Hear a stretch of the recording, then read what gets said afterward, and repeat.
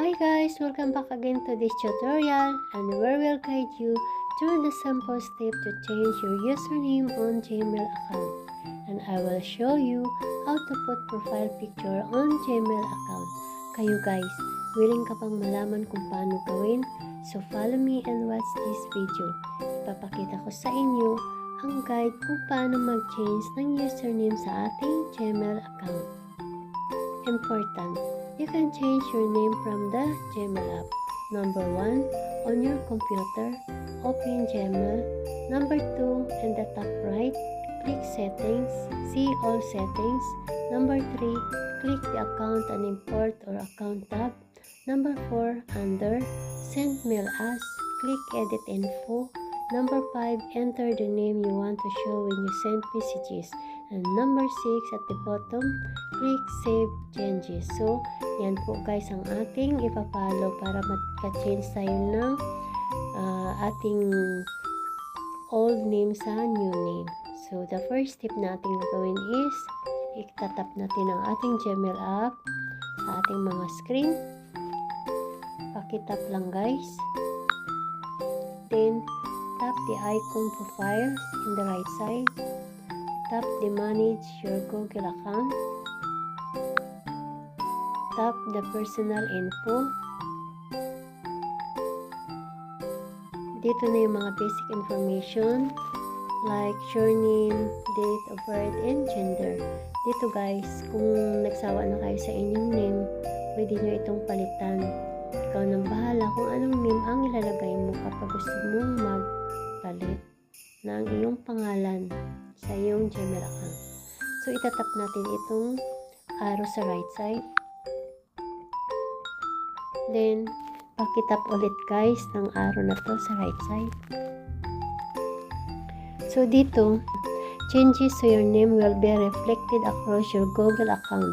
Your previous name may still be searchable or appear on old messages.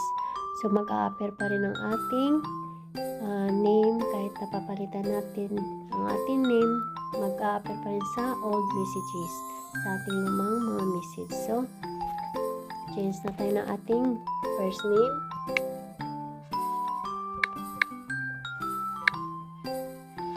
Last name. Ayan. So, pagkatapos natin mag-type ng ating first name and last name, paki-save lang guys. Paki-tap ng save. Ayan. So, napalitan na po guys ang ating old name sa new name.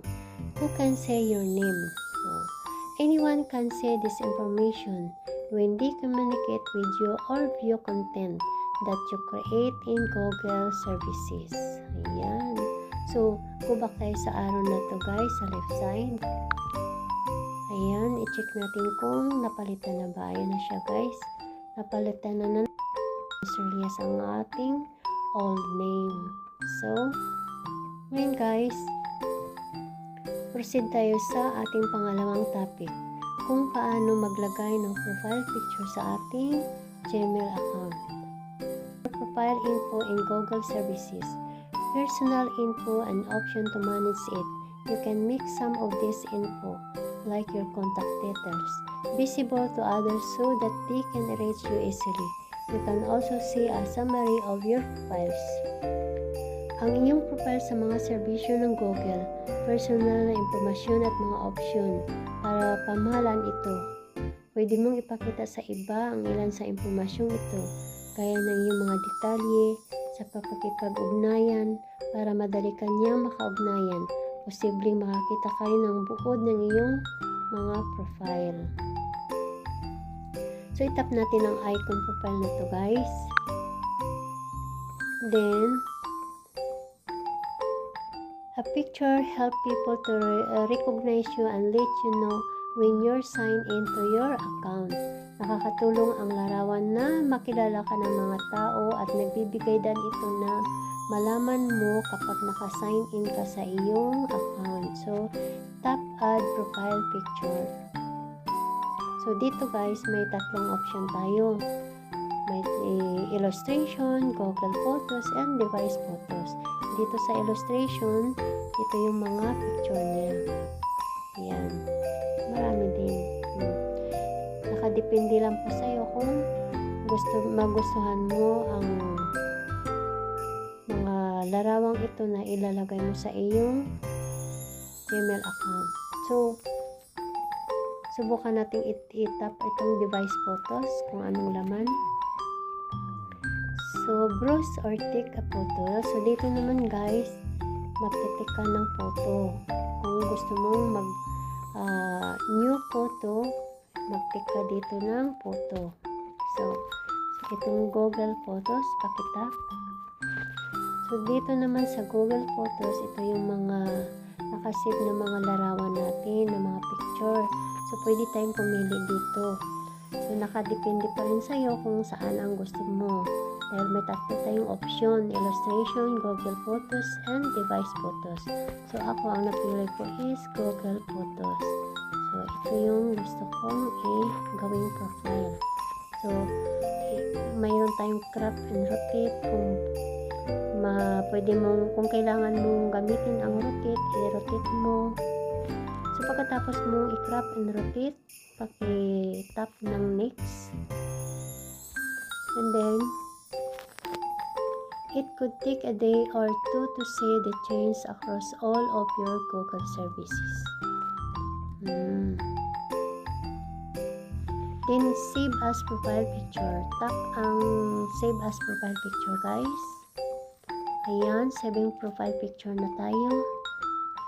So,